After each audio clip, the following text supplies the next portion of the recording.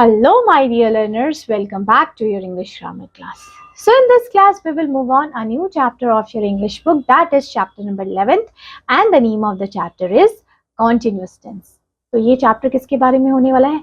About continuous tense. कि continuous tense क्या होते हैं, है ना? continuous tense में भी present होता है, future होता है and past होता है, जैसे हमने simple tense में पढ़ा था पिछली क्लास में.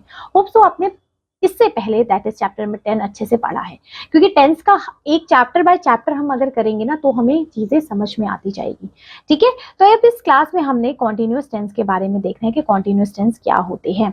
सबसे पहले देखिए क्या लिखा है, work in pairs, one of you describe what is happening in the picture. देखिए अब इस पिक्चर में भी हम देखेंगे तो आप डिस्क्राइब कर सकते हैं कि इसमें क्या हो रहा है, क्या चल रहा है यहाँ पे. ठीक है, सो इस पिक्चर में क्या हो रहा है, वी कैन सी के some childrens are riding their we can say boat, one child is running and we can say इस तरीके से हम कुछ भी इसको according to देख सकते हैं. जैसे यहाँ पे क्या लिखा है देखिए, two children are riding a boat, है ना, दो बच्चे राइडिंग कर रहे हैं बोट को. then she will hide the pictures and ask the other student to describe the picture. of course किसी एक ने बोला, फिर दूसरा अलग सेंटेंसेस बोले. जैसे किसी और ने बोला two childrens were riding a boat, क्या बोला, two childrens were riding a boat, है ना. सब यहाँ पे देख रहे हो, किसी ने बोला two childrens are riding a boat, किसी ने कहा two children were riding a boat, है ना.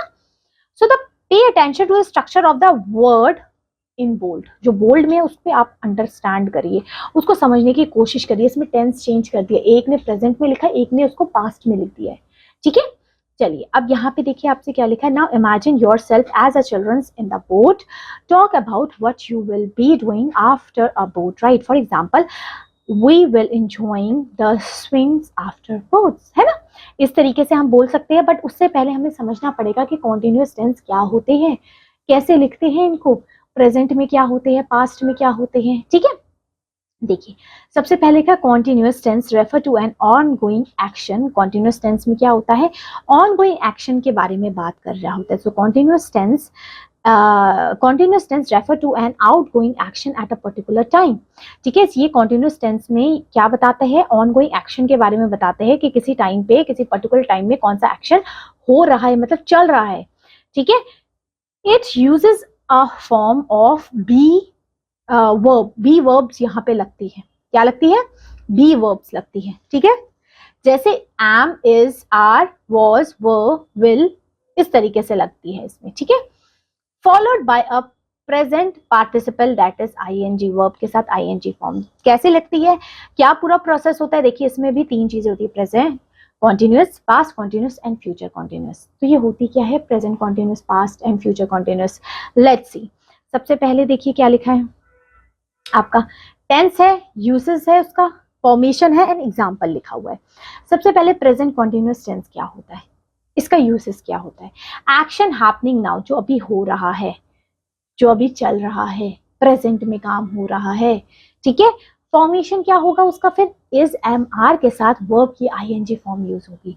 ठीक है, जैसे example, I am going for a walk. मैं नॉर्मली क्या करती हूँ, मैं जा रही हूँ वॉक पे, अभी जा रही हूँ, प्रेजेंट में जा रही हूँ, तो ये मेरा हो जाएगा प्रेजेंट कॉन्टिन्यूअस टेंस. ठीक है, आगे देखिए पास्ट कॉन्टिन्यूअस टेंस क्या होता है. पास्ट में कोई काम हो रहा था तो वो पास्ट कॉन्टिन्यूअस टेंस हो जाएगा. ठीक है, जैसे action on going at a specific time in the past. Past में वो एक्शन हो रहा था, उस टाइम पे वो काम चल रहा था, तो वो पास्ट कॉन्टिन्यूअस हो जाएगा. इसका फॉर्मेशन होता है वॉज वर्ब के साथ वर्ब का आईएनजी फॉर्म. ठीक है, अब इसका फॉर्मेशन होता है he was going to school. वो कहाँ जा रहा था, स्कूल जा रहा था.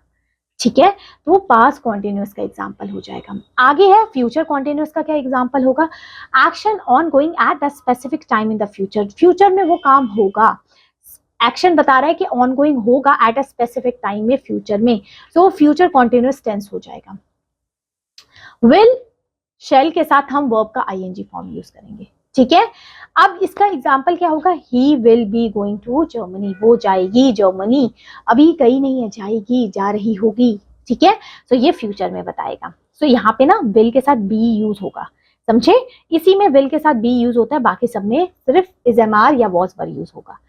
अब इसको क्या करना है, देखिए rules of adding ING. ING हम कैसे ऐड करते हैं, देखिए सबसे पहला है most of the verbs take ING to make continuous, ज्यादातर वर्ब्स के लास्ट में आईएनजी लगा देते हैं तो वो कॉन्टिन्यूस बन जाता है, जैसे वॉक का वॉकिंग, स्लीप का स्लीपिंग, रीड का रीडिंग हो जाएगा। ठीक है, सेकंड केस हमारा क्या बताता है, सेकंड केस हमें ये बताता है verbs that end in silent E drop E and add ING. देखिए जिसमें लास्ट में ई आ रहा है ना, इसका ई को, साइलेंट ई को हमें ड्रॉप करना है और फिर आईएनजी लिखना है, जैसे टेक का टेकिंग, स्माइल का स्माइलिंग, डांस का डांसिंग, ई हटा आईएनजी लग गया।